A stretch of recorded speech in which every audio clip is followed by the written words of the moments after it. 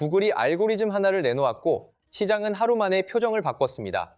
코스피는 3.22% 밀렸고 삼성전자는 4.71%, SK하이닉스는 6.23% 빠졌습니다.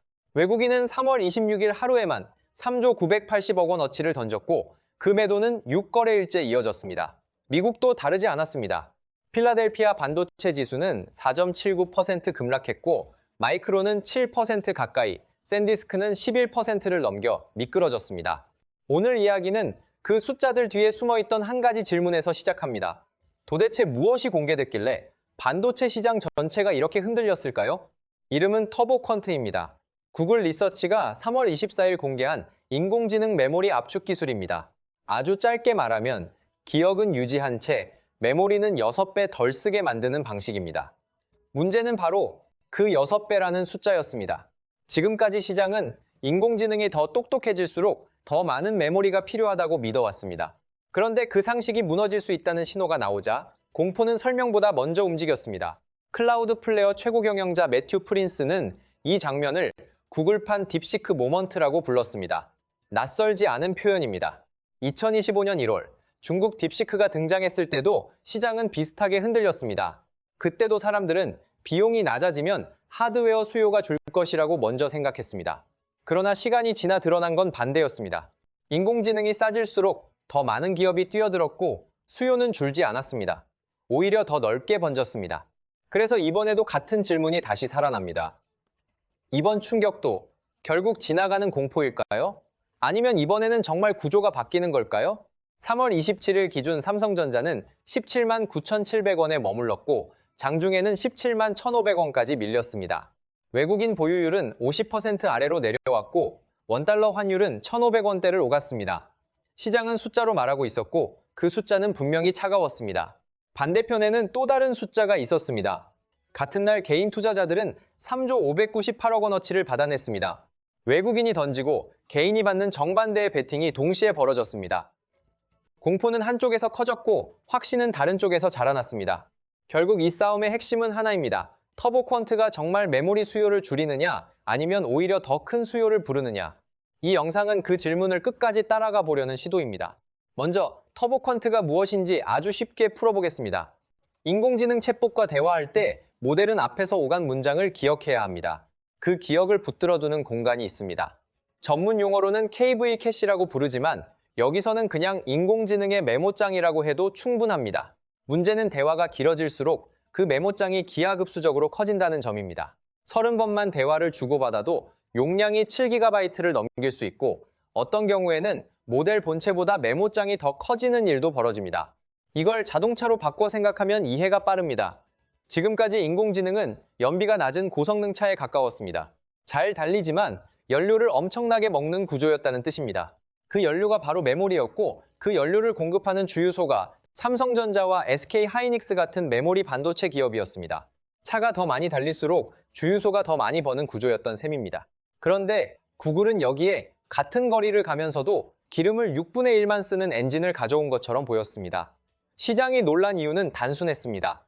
주유소의 수익 모델이 흔들릴 수 있다고 느꼈기 때문입니다. 기술적으로 보면 터보퀀트는 두 가지 아이디어가 겹쳐 있는 방식입니다. 하나는 데이터를 저장하는 표현 자체를 더 간결하게 바꾸는 방법이고 다른 하나는 압축 과정에서 생기는 아주 작은 오차를 최소한의 정보로 보정하는 장치입니다. 쉽게 말하면 같은 내용을 더 짧게 적고도 의미가 흐트러지지 않게 만드는 기술입니다. 그 결과 원래 16비트나 32비트로 저장하던 데이터를 3비트 수준까지 줄일 수 있게 됐다고 설명됩니다. 메모리 사용량은 6분의 1 수준으로 감소했고 엔비디아 H100 칩에서는 처리 속도가 최대 8배까지 빨라졌다는 결과도 제시됐습니다. 여기서 시장이 특히 민감하게 반응한 이유가 하나 더 있습니다. 이 기술은 인공지능을 처음부터 다시 학습시킬 필요가 없습니다. 이미 돌아가고 있는 모델에 일종의 플러그인처럼 꽂아 적용할 수 있다는 설명이 붙었습니다. 구글은 챗마와 미스트랄 같은 공개 모델에서 테스트했고 성능 저하는 거의 없었다고 밝혔습니다. 연구에는 구글 리서치, 딥마인드, 뉴욕대, 그리고 카이스트 한인수 교수팀이 함께 참여했습니다. 한인수 교수는 논문이 공개되는 4월 무렵이면 구글 안에서는 이미 상용화와 가까운 단계일 수 있다고 말했습니다. 이 대목에서 시장은 기술 발표를 논문이 아니라 미래 실적에 대한 예고편처럼 받아들였습니다. 하지만 여기에는 놓치기 쉬운 구분이 있습니다. 터보퀀트가 줄이는 것은 인공지능이 답을 만들어내는 과정, 즉 추론 단계에서의 임시 메모리입니다. 반대로 인공지능을 처음 학습시키는 데 들어가는 대규모 메모리 수요까지 한꺼번에 없애는 기술은 아닙니다. 다시 자동차 비유로 돌아가면 공장에서 차를 만드는 데 들어가는 철강 수요는 그대로인데 완성된 차의 연비만 좋아지는 그림에 가깝습니다. 또 하나, 현재 검증된 모델 규모는 70억에서 80억 파라미터급입니다. 실제 산업 현장에서 많이 쓰이는 700억에서 4천억 파라미터 규모의 초대형 모델에서는 아직 충분한 검증이 끝나지 않았습니다.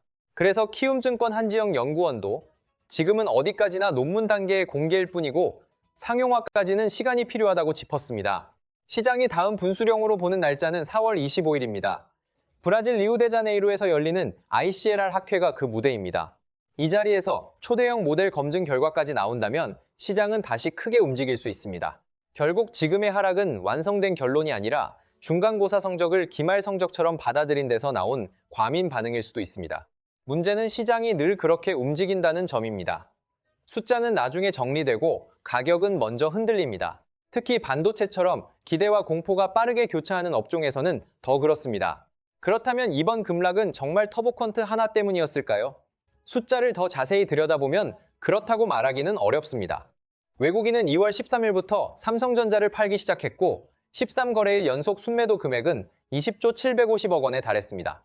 삼성전자 시가총액의 약 2%에 해당하는 물량이 불과 3주 사이에 시장으로 쏟아진 셈입니다.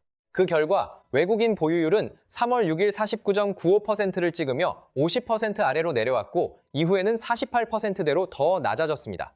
2024년 7월 56%를 넘었던 비중이 8달 만에 이렇게 빠졌다는 건 단순한 노이즈로 보기 어렵습니다. 3월 전체로 범위를 넓히면 그림은 더 선명해집니다. 3월 24일 기준 외국인은 유가증권 시장에서 22조 2,570억 원을 순매도했습니다. 이미 2월에 세운 월간 최대 기록인 21조 730억 원을 넘어선 수치입니다. 2달 연속 20조 원대 매도가 이어졌다는 뜻이고 이 정도면 단기 악재 하나로만 설명되기 어렵습니다. 여기에 환율이 겹쳤습니다. 3월 26일 기준 원달러 환율은 1,507원이었고 3월 23일 장중에는 1,510원도 넘어섰습니다. 이 숫자는 2009년 글로벌 금융위기 이후 처음 보는 구간이었습니다. 환율은 외국인에게 단순한 배경이 아닙니다. 한국 주식을 사는 순간 그들은 결국 달러 기준 수익률을 계산합니다. 주가가 그대로여도 원화 가치가 흔들리면 환차손이 발생합니다. 하나증권 이경수 연구원은 보통 환율이 10% 오르면 외국인 순매도가 약 5조 원 수준인데 최근에는 환율이 5% 남짓 오른 상황에서 2월에 21조 원, 3월에 22조 원을 팔았다고 설명했습니다. 통계적으로 봐도 과도한 매도라는 이야기입니다. 그러니까 지금 시장은 기술 하나에만 놀란 것이 아니라 이미 높아진 환율과 누적된 불안 위에서 더 크게 흔들린 것입니다. 그 불안의 바닥에는 지정학도 있습니다. 미국과 이란 사이 전쟁 리스크가 커지면서 원유 수입 의존도가 높은 한국 시장은 상대적으로 더 민감해졌습니다. 여기에 국민연금의 해외 투자 확대로 달러 수요까지 늘면서 환율은 구조적으로 높은 구간에 머물고 있습니다. 다시 말해 지금 벌어지는 하락은 터보퀀트 충격과 중동 리스크, 그리고 고환율이라는 세 개의 악재가 한 지점에서 겹친 결과에 가깝습니다.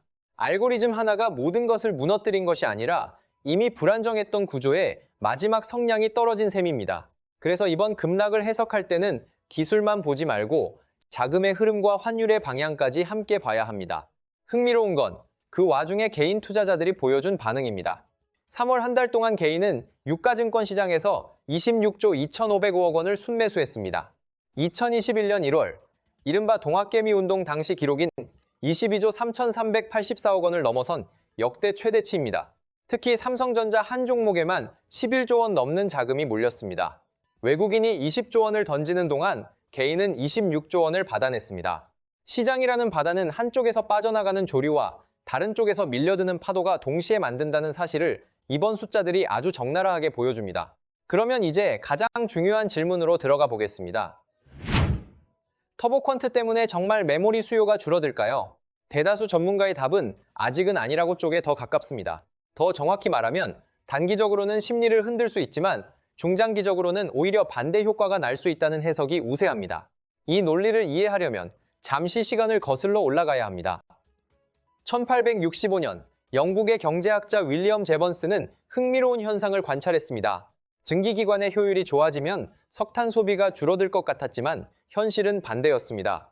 효율이 높아지자 증기기관이 더 널리 쓰였고 결국 석탄 소비는 오히려 폭발했습니다. 이것이 제번스의 역설입니다. 효율이 좋아지면 소비가 줄 것 같지만 실제로는 활용 영역이 넓어지면서 전체 수요가 더 커질 수 있다는 뜻입니다. 인공지능 메모리에도 비슷한 일이 벌어질 가능성이 있습니다. 메모리를 6분의 1만 써도 같은 성능을 낼 수 있다면 지금까지 비용 때문에 인공지능 도입을 망설이던 기업들이 시장에 들어올 수 있습니다. 서비스 가격은 낮아지고 진입 장벽은 내려갑니다. 그러면 사용자 수가 늘고 호출량이 늘고 서버는 더 많이 필요해집니다. 결국 개별 모델은 메모리를 덜 먹더라도 산업 전체가 쓰는 총량은 오히려 늘 수 있다는 논리입니다. 이건 추상적인 가정만은 아닙니다. 2025년 1월 딥시크 쇼크 때 시장은 그래픽 처리 장치 수요가 줄어들 것처럼 반응했습니다. 하지만 시간이 지나자 더 많은 기업이 인공지능을 도입했고 결과적으로 그래픽 처리 장치와 메모리 수요 모두 더 커졌습니다. 모건 스탠리의 션 김 분석가도 이번에 비슷한 해석을 내놨습니다. 메모리 요구량이 낮아지면 비용이 떨어지고 비용이 떨어지면 인공지능 도입의 수익성이 높아집니다. 그 흐름은 장기적으로 메모리 제조사에도 이익이 될 수 있다는 설명입니다. KB증권 김동원 연구원은 더 직접적으로 추론 비용 하락이 인공지능 대중화를 앞당기고 결과적으로 메모리 전체 수요를 폭발적으로 늘릴 수 있다고 분석했습니다. 업계의 시선도 비슷합니다. 지디넷 코리아가 인용한 한 전문가는 6배 압축이라는 표현보다 같은 서버에 6배 더 많은 데이터를 올릴 수 있게 된다고 생각해야 한다고 말했습니다. 핵심은 절약이 아니라 재배치입니다. 기업은 메모리를 아꼈다고 해서 서버를 줄이기보다 남는 여유를 다시 성능과 품질 향상에 투입할 가능성이 높습니다. 더 긴 문맥을 기억하고 더 많은 요청을 동시에 처리하고 더 복잡한 서비스를 만들 수 있게 되기 때문입니다. 기술은 종종 비용을 낮추지만 시장은 그 비용 절감을 소비 축소가 아니라 기능 확대와 확산에 쓰는 방향으로 움직여 왔습니다. 이번에도 그 가능성을 무시하기 어렵습니다. 여기에 공급 측면까지 겹치면 그림은 더 단단해집니다. 2026년 삼성전자와 SK하이닉스의 HBM 물량은 이미 상당 부분 완판된 상태로 알려져 있습니다. 알고리즘 하나가 나왔다고 해서 이미 계약된 물리적 공급 흐름이 갑자기 뒤집히지는 않습니다. 삼성전자 평택 P4라인과 SK하이닉스 용인 클러스터가 본격적으로 돌아가는 시점도 2027년 말에 가깝습니다.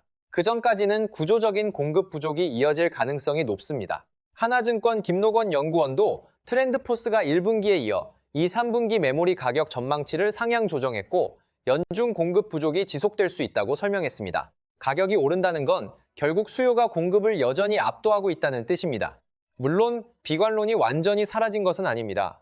에버코어의 아미타리아나니 분석가는 터보퀀트가 실제 견인력을 얻을 경우 D램과 낸드의 장기 수요 경로를 압박할 수 있다고 경고했습니다. 이 시선도 무시할 수는 없습니다. 단기적으로는 헤드라인이 심리를 지배하고 심리는 종종 숫자보다 빠르게 움직입니다. 메모리를 덜 쓴다는 문장은 투자자에게 충분히 위협적으로 들릴 수 있습니다. 그래서 당장 한두 달의 주가만 놓고 보면 공포가 더 크게 작동할 수 있습니다. 다만 공포가 곧바로 산업의 종말을 의미하는 것은 아닙니다.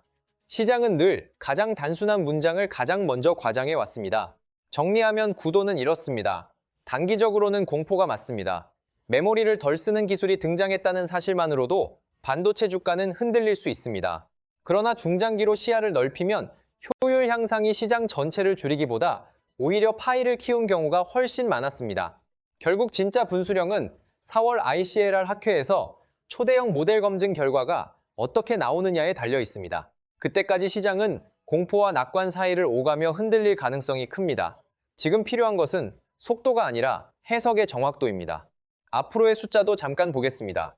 골드만삭스는 3월 10일 전망에서 삼성전자의 2026년 영업이익을 239조 원, SK하이닉스를 202조 원으로 제시했습니다. 두 회사를 합치면 441조 원입니다. 참고로 삼성전자의 2025년 영업이익은 43.6조 원이었습니다. 단 1년 만에 5배를 넘는 규모가 가능하다는 전망이 나온 셈입니다. KB증권은 삼성전자 목표 주가를 32만 원으로 제시했고 골드만삭스는 삼성전자 26만 원, SK하이닉스 135만 원을 언급했습니다. 3월 27일 종가 기준 삼성전자 17만 9,700원과 비교하면 골드만삭스 기준으로도 45% 가까운 상승 여력이 남아있다는 계산이 됩니다. 물론 이 전망에는 전제가 붙습니다. 메모리 가격 상승 흐름이 계속되어야 하고 공급 부족 구조가 당분간 유지되어야 합니다. 트렌드포스는 2026년에도 연중 공급 부족이 이어질 수 있다고 보고 있습니다. 신규 풋이 본격 가동되는 시점은 2027년 말입니다. 그 전까지는 수요가 공급을 계속 앞지를 가능성이 높습니다. 그러니 지금 시장이 맞닥뜨린 질문은 단순하지 않습니다. 효율이 좋아진 기술이 기존 수요를 갉아먹을지 아니면 더 넓은 시장을 열어젖힐지 그 대답은 아직 진행형입니다. 오늘 이야기를 한 문장으로 줄이면 이렇습니다. 구글은 메모리를 덜 쓰는 방법을 보여줬고 시장은 그 장면을 수요 감소의 예고편으로 받아들였습니다. 하지만 많은 전문가들은 그 기술이 오히려 인공지능 확산을 앞당겨 전체 메모리 수요를 더 키울 수 있다고 봅니다. 결국 이번 사건의 본질은 얼마나 많이 만드느냐가 아니라 얼마나 효율적으로 쓰느냐로 경쟁의 축이 이동하고 있다는 데 있습니다. 공포는 빠르게 도착했지만 결론은 아직 도착하지 않았습니다. 그래서 지금 필요한 태도는 단순합니다. 단기 변동성에 휩쓸리기보다 숫자가 실제로 어느 방향으로 쌓이는지 냉정하게 보는 일입니다.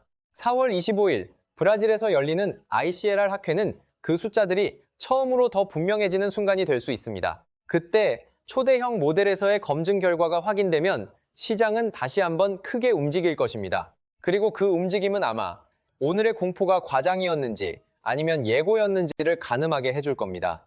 효율은 때로 위협처럼 보이지만 더 큰 시장의 문을 여는 열쇠가 되기도 합니다. 이번에도 그 문이 닫힐지 아니면 열릴지 판단은 결국 숫자가 끝내 말해줄 것입니다.